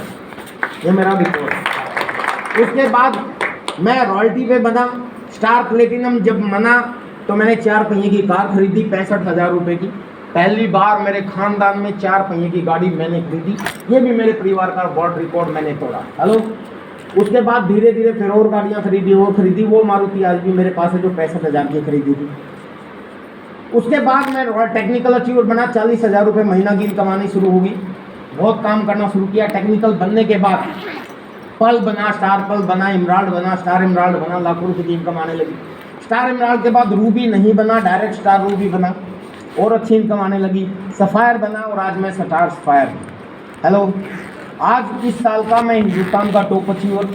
मुझे गर्व है कि मेरी टीम में हर महीने 24 करोड़ रुपया मेरे को नहीं आता, मेरी फैमिली को जाता है। इसमें आप क्या करने से? चाय पीने से, नमक खाने से, नमकीन खाने से, हल्दी खाने से, कपड़े पहनने से, नहाने धोने से, आनंद लेने से। हेलो। वही काम जो साल से बाहर बेहाल बेचारे घूम रहे हैं, वो काम वही करते हैं। और वही लोग जो मेरे साथ आ रहे वो करते हैं। और वो करने की वजह से 24 करोड़ रुपया उन लोगों के घरों में जाता है जो पहले इन लोगों के घरों में जाता था। ये जो मिटा दिए और इनको मिटाना ही चाहिए। समझिए। हेलो। वही लोग पहले यहाँ पैसा भेजते थे, वही पैसा लोगों का बचना शुरू हो गया इस बिजनेस की वजह से। ये मुझे गर्व है। समझ रहे हैं आप सभी लोग। और सर फिर मैं बार बार फ़ोन निकाल के टाइम देख रहा हूँ, क्योंकि मेरी पत्नी इंतजार कर रही है, उसको टेंशन है कि कहीं मैं उसको छुपा ना रहा हूँ, अभी बीमार ठीक ना हुआ हूँ। लेकिन विश्वास भी है कहीं ना कहीं कि हाँ आरसिम की ताकत, आरसिम के लोगों में जाके अलग एनर्जी आ जाती है। आज लगभग 2 घंटे में वहाँ बोल रहा हूँ, है ना सर। मैंने देखा है बहुत से लोगों का तेल निकल जाता है थोड़ी सी देर बोलने पे। 1 सप्ताह से खाना नहीं खाया सर, सच्ची बात है। आज भी सर मेरे साथ ही थे, बल्कि ये चपाती ले रहे थे ना, आप कह रहे थे इनके पापा जी बोल रहे थे कि रोटी है मेरे पास, सब्जी भी है मेरे पास। मैंने कहा नहीं खाना, अभी प्रिकॉशन पे हूँ मैं, सिर्फ फ्रूट्स और हमारा एनर्जी ड्रिंक और इन पे चल रहा। एक टाइम खिचड़ी खाता हूँ। मेरी एनर्जी में कोई कमी लग रही है आपको? लग रहा है कि मैं डेंगू का पेशेंट हूँ? कोई सोच भी नहीं सकता। ये पावर सर ये बिजनेस देता है, और ये पैसे से कई गुना ज़्यादा इंपॉर्टेंट है। चाहते हैं ये सब कुछ लेना ना? तो सर शॉर्ट में कुछ चीज़ें आपको बता देता हूँ, ये आपको फॉलो करना पड़ेगा। अभी क्योंकि मेरे पास कुछ ही टाइम है तो फास्ट बताता हूँ। 2 चीज़ अपने दिमाग में डाल लें, एक कमिटमेंट और एक कंसिस्टेंसी। कमिटमेंट अपनी टीम से अगर करें तो तोड़े मत प्लीज़। हेलो, चाहे टाइम दे दिया तो फिर हाँ, एक्सेप्शनल केसेस एवरीवेयर। मेरे को गर्व है कि भगवान ना करे आगे कभी ऐसी मुसीबत आए। दुसाहसी हूँ मैं थोड़ा सा, मैं चला जाता हूँ। मैंने कमिटमेंट कर दी थी कि मैं जाऊँगा नागपुर, तो मैं आ गया, अदरवाइज मैं कैंसिल भी कर सकता था। दूसरी कंसिस्टेंसी, लगातार लगे रहो, रुको मत। कितना? 2 से लेके 5 साल। हेलो, ये बिजनेस को आप 2 से लेके 5 साल का कोर्स मान लो। हेलो, क्या है? कोर्स है। 2 से लेके 5 साल आपको सीखने में लगेंगे। 2 से लेके 5 साल तक आपको जो इनकम आएगी वो इनकम नहीं है, उसको इनकम नहीं मानना। हेलो, ये मेरा 20 साल का अनुभव है। वो इनकम नहीं है, वो स्कॉलरशिप है, क्योंकि आपने अच्छा सीखा। हेलो, और स्कॉलरशिप इसलिए मिलती है ताकि आप और अच्छी पढ़ाई कर सकें। ये सुनो, इनकम आएगी 2 से लेके 5 साल के बाद, और वो होगी लाखों रुपए महीना। समझ रहे हैं? yes. लेकिन ये आपको करना पड़ेगा कंसिस्टेंसी के साथ। कैसे जानना चाहते हैं? yes. आरसी में 3 तरह के लोग होते हैं, 4 तरह के लोग होते हैं। पहले वो लोग जो आरसीम करते हैं। कितने लोग आरसीम करते हैं यहाँ पे? बहुत लोग हैं, धन्यवाद। लेकिन सॉरी टू से, सिर्फ आरसीम करने से आपकी जिंदगी में कोई प्रभाव नहीं पड़ने वाला। पहले ही बता रहा हूं, कुछ नहीं होने वाला। दुनिया ने आरसीम किया है और कर भी रही है। आप अगर फील्ड में जाते हो तो आपको बहुत लोग मिले होंगे, मैंने भी किया था आरसीम 6 महीने, मैंने भी किया था 2 साल पहले, मैंने भी किया था 10 साल पहले। तो किया था तो उखाड़ क्या दिया? बहुत लोग ऐसे करते हैं। लेकिन आरसीम करने से कुछ नहीं होता। नंबर 1 करें, क्योंकि आरसीम करना तो मुश्किल है ही नहीं, फ्री में होता है। किसी का भी ले लो, जैसे सर कह रहे थे, मैंने तो बहुत कार्ड बांट दिए, ले ले बच्चों। हेलो, तो कोई भी ज्वाइनिंग कर देगा। आरसीम करने से कुछ नहीं होगा। तो पहली तरह का आदमी होता है जो आरसीम करता है। मैंने भी किया था, मैं भी आरसीम करने वाला हूँ। लेकिन इसके बाद अगले स्टेप पे पहुंचना पड़ता है। जिसको आप आरसीम करवाते हो उसके बाद फिर उसको प्रोडक्ट का नॉलेज दो। समझ रहे हैं? क्योंकि आरसीम तो राइट कंसेप्ट ऑफ मार्केटिंग, खरीदारी का सही तरीका है। उसको सिखाओ सही तरीका, प्रोडक्ट की इंपॉर्टेंस बताओ, तो दूसरे तरह का इंसान बनेगा। उसको बोलते हैं आरसीम प्रोडक्ट यूजर। हेलो, लेकिन सॉरी टू से माय डियर फ्रेंड्स अगेन, सिर्फ आरसीम प्रोडक्ट यूजर बनने से भी आपकी जिंदगी में कोई खास परिवर्तन नहीं होने वाला। ये तो टाइम फ्रीडम, मनी फ्रीडम, स्कैटी और ये समय, पैसा, पहचान, रुतबा, ये सब कुछ नहीं मिलेगा खरीदारी करने से भी। खरीदारी करने से आपको 3-4 फायदे होंगे। पहला, आपको मार्केट से सस्ता प्रोडक्ट मिलेगा, 10 से लेके 20% डिस्काउंट मिलेगा एमआरपी पे, यही है ना। दूसरा, आपको ओरिजिनल प्रोडक्ट मिलेंगे। तीसरा, कुछ एक्स्ट्रा इनकम आएगी 10% से लेके 32% तक, यस। और चौथा, हेल्थ मजबूत होगी। बस ये फायदे तो लोगे, इससे ज्यादा कुछ नहीं होने वाला। इसके बाद जो तीसरे तरह का इंसान होता है, जिनको आप प्रोडक्ट की नॉलेज दे देते हो, उसके बाद ऐसी ऐसी मीटिंग्स में लेके आना शुरू कर दो, अपलाइंस के संपर्क में ले आओ, रडार की पहुंच में आ जाओ। वो ले आते हैं तो वो बन जाते हैं आरसीम लवर। आरसीएम लवर का क्या मतलब है? उनको आरसीएम के प्रोडक्ट बहुत अच्छे लगते हैं, उनको आरसीएम के लोग बहुत अच्छे लगते हैं, उनको आरसीएम की संगत बहुत अच्छी लगती है, उनको आरसीएम की मीटिंग बहुत अच्छी लगती है। आरसीएम के खिलाफ वो कुछ नहीं सुनना चाहते, उनके दिल में आरसीएम बच जाता है। आरसीएम के अलावा कोई प्रोडक्ट अगर उनके घर पे ले आए तो ऐसे दिखता है जैसे पाकिस्तानी आतंकवादी घुस गया होगा। लेकिन my dear friends, sorry to say again, RCM lover बनने से भी आपकी जिंदगी में कोई खास परिवर्तन नहीं होने वाला है। आरसीएम लवर बनने से फिर वही 4 की बजाय 5 फायदे हो जाएंगे। पहला, ओरिजिनल आपको सस्ते प्रोडक्ट मिलेंगे, मार्केट प्राइस से 20% के आसपास लेस मिलेगा। जैसे ये सैनिटाइजर मेरे हाथ में है, मार्केट में जाओ सर, किसी भी केमिस्ट पे जाओ, दावा करता हूँ शायद 60, 70, 80 रुपए से लेके 150, 200 रुपए तक मिलेगा इस साइज का। हेलो, ये हमारा 50 रुपए का है, लेकिन अगर आपने आरसीएम ज्वाइन कर लिया तो ये आपको कितने का है? 20 रुपए का मिलेगा। कितने परसेंट लेस हुआ? 50% से भी ज्यादा हो गया। लेकिन एवरेज अगर देखा जाए तो 10 से लेकर 20% की एवरेज आती है। समझ गए? तो ऐसे ही पहला फायदा सस्ता मिलेगा, दूसरा फायदा ओरिजिनल मिलेगा, तीसरा फायदा एक्स्ट्रा इनकम आ जाएगी, चौथा फायदा हेल्थ मजबूत हो जाएगी, और पांचवा अच्छी संगत मिलेगी, अच्छे लोग मिलेंगे, आनंद लोगे। यस, बस जिंदगी नहीं बदलेगी। जिंदगी बदलनी है तो चौथे तरह का इंसान बनना पड़ेगा, and that is RCM businessman. Business करना पड़ेगा। आरसीएम आपकी जिंदगी में परिवर्तन नहीं करेगा, आरसीएम बिजनेस आपकी जिंदगी में परिवर्तन करेगा। बिजनेस माय डियर फ्रेंड्स, वो बिजनेस के तरीके से होता है, और अगर बनना चाहते हैं बिजनेसमैन तो 4 पॉइंट बता सकता हूं। बताऊं? पहला, फास्ट देखना, डेली वर्किंग करो, हर रोज काम करो। मैं ये नहीं कह रहा हर रोज ज्वाइनिंग कराओ, मैं ये भी नहीं कह रहा हर रोज प्रोडक्ट बेचो, नो, काम हर रोज करने की कह रहा हूं। हेलो, 2 से लेके 5 साल हर रोज काम करो। आप ये मत सोचो, आप सोच रहे हो कि मैं तो टीचर हूं, मैं तो डॉक्टर हूं, मैं तो इंजीनियर हूं, मैं तो नौकरी करता हूं, हर रोज कैसे कर सकता हूं? भाई साहब, कोई आदमी कितना ही तुर्रम खां हो, कुछ भी काम करते हो आप, अपनी जिंदगी में 2 से लेके 4 घंटे जरूर बर्बाद करते हो, गारंटी देता हूं। 8 घंटे आप ड्यूटी करते हो, 2 घंटे आपके आने जाने के में लगा लो, 8 और 2 10, 8 घंटे आपके सोने के लगा लो। हेलो, कितने हो गए? 18। 2 घंटे आपके परिवार को टाइम देने के लिए लगा लो, बीवी बच्चों के पास जो आप बैठते हो, हालांकि बैठते नहीं, मुझे पता है। हेलो, कितने हो गए? 20। कितने घंटे होते हैं? 24। 4 फिर भी बच गए। उन 4 घंटों में पता है क्या करता है एक आम आदमी? टीवी देखता है, राजनीति की बातें करता है, फालतू बकवास करता है, अखबार पढ़ता है, ताश खेलता है, बीवी के साथ झगड़ा करता है, बच्चों को पीटता है। होता नहीं होता है? ये सारे फालतू के काम छोड़ के वो जो 4 घंटे है ना, 2 से लेके 4 घंटे हर रोज काम करो। Hello, time freedom, money freedom, security मिल जाएगी 2 से लेके 5 साल। दूसरा काम, बिजनेसमैन बनना है तो बिजनेसमैन बिना इन्वेस्टमेंट के नहीं होता। हेलो, आरसीएम बिजनेस करना चाहते हो और आपके एप्लाई ने आपको बोल दिया आरसीएम बिना पैसे लगाए होता है, तो भाई आरसीएम बिना पैसे लगाए होता है, और आरसीएम से कुछ नहीं होने वाला। आरसीएम बिजनेस बिना पैसे लगाए नहीं होता, उसमें आपको इन्वेस्टमेंट करनी पड़ेगी। दुनिया का कोई भी बिजनेस बिना इन्वेस्टमेंट के नहीं होता। कितनी, मैं करोड़ों रुपए नहीं कह रहा, हालांकि डिजर्व करता है आरसीएम। अगर इतनी इनकम और इतना रुतबा और इतना सब कुछ देता है तो करोड़ों रुपए भी लगाने पड़ जाए तो मेरे ख्याल में सही है, ये सुनो।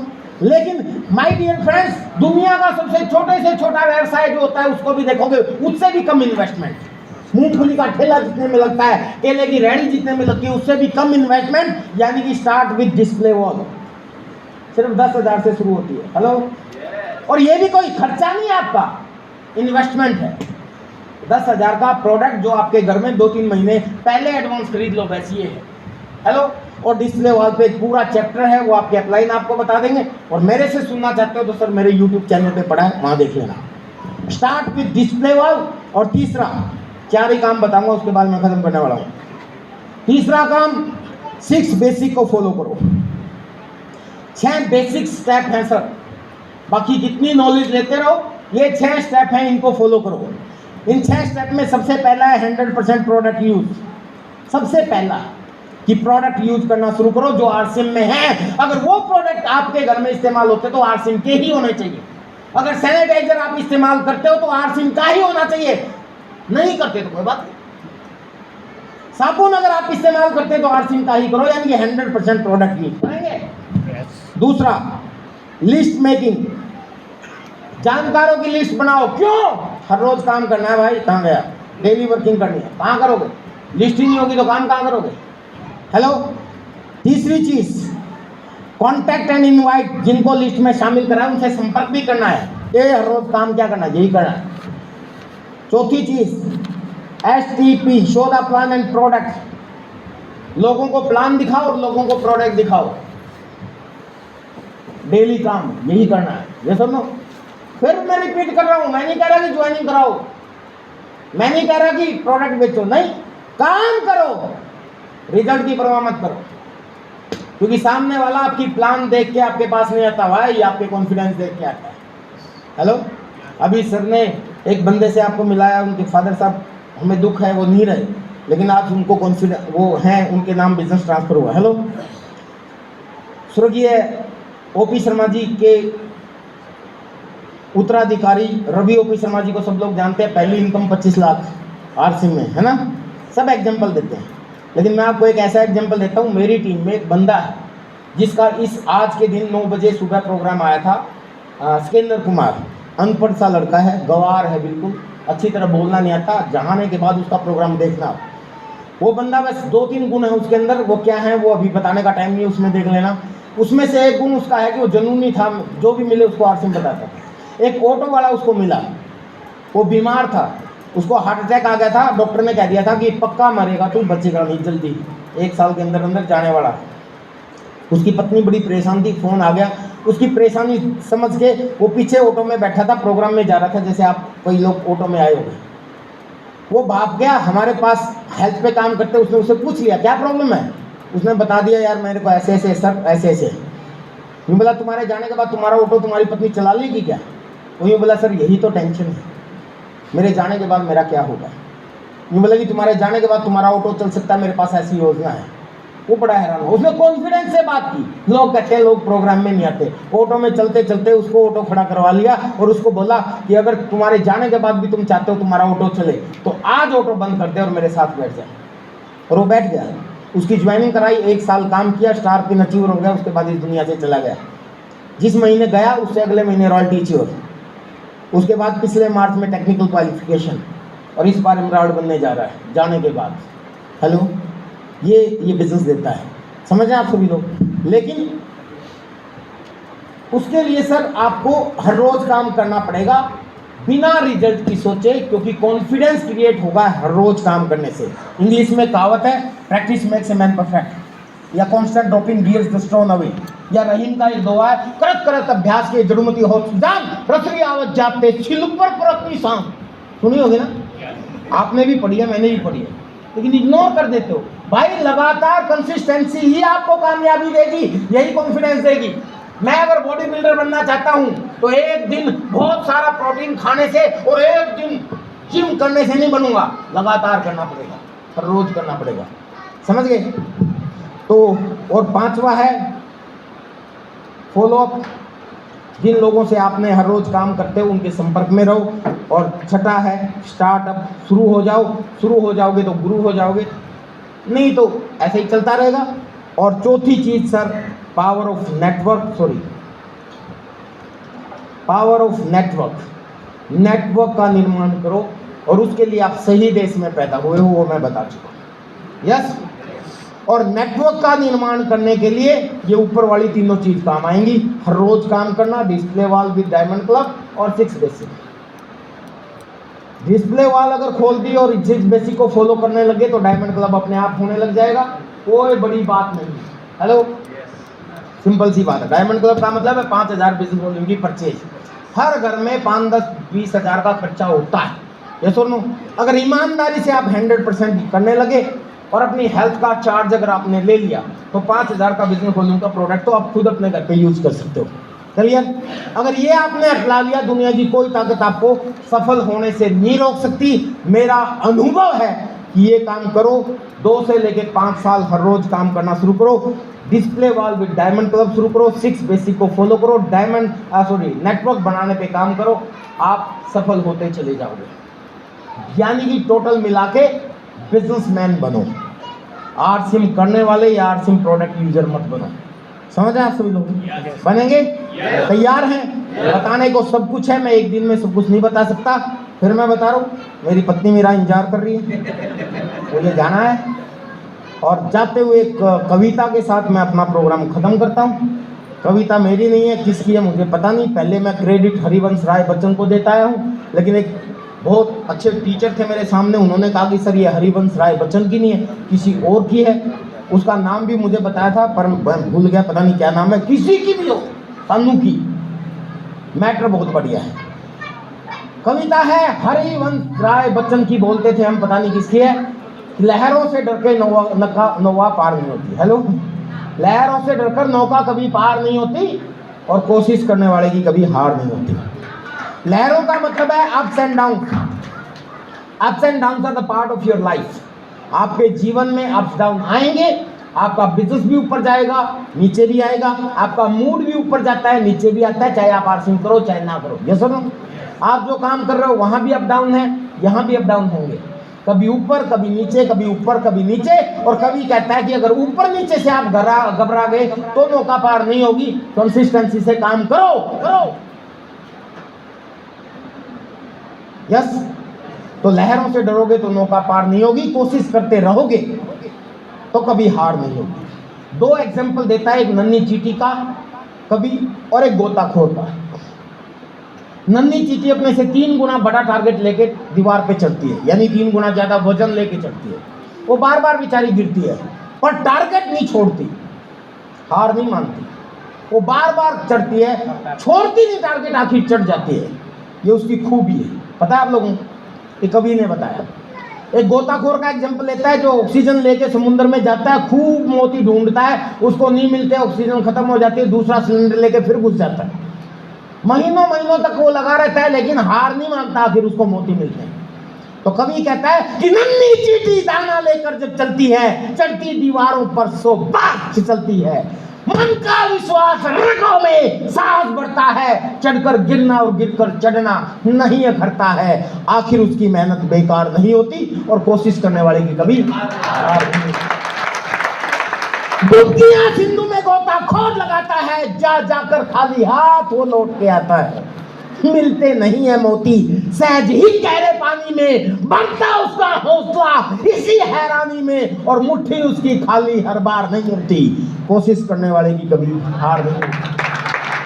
असफलता एक चुनौती है, इसे स्वीकार करो। असफलता एक चुनौती है, उसे स्वीकार करो। आप टारगेट लेके समटाइम काम करते हो सकता है असफल हो जाओ, क्या फर्क पड़ता है? चुनौती है, स्वीकार करो, हार थोड़ी ना माननी। मैं भी पिछले मार्च में मैंने पूरे इंडिया के सेमिनारों में चिल्ला के बोला था, इस बार हिंदुस्तान का रिकॉर्ड तोड़ने वाला हूँ, 100% स्टार्स फायर बनूंगा। नहीं बना। हेलो, नहीं बना, क्या फर्क पड़ता है? क्या कमी रह गई देखी, सुधार की, अगली बार बन गया। तो कहते हैं असफलता एक चुनौती, इसे स्वीकार करो। क्या कमी रह गई देखो और सुधार करो। जब तक ना हो सफल तुम, नींद चैन को त्यागो तुम। संघर्षों का मैदान है ये, मत छोड़ी से भागो तुम। क्यों? क्योंकि बिना कुछ किए जय जयकार नहीं होती और मेहनत करने वाले की कभी हार नहीं होती। आप सारे लोग टेक्निकल पे जाएं, एमराल्ड बने, स्टार एमराल्ड बने, डायमंड बने। मेरी शुभकामनाएं आपके साथ है। Thank you very much. जय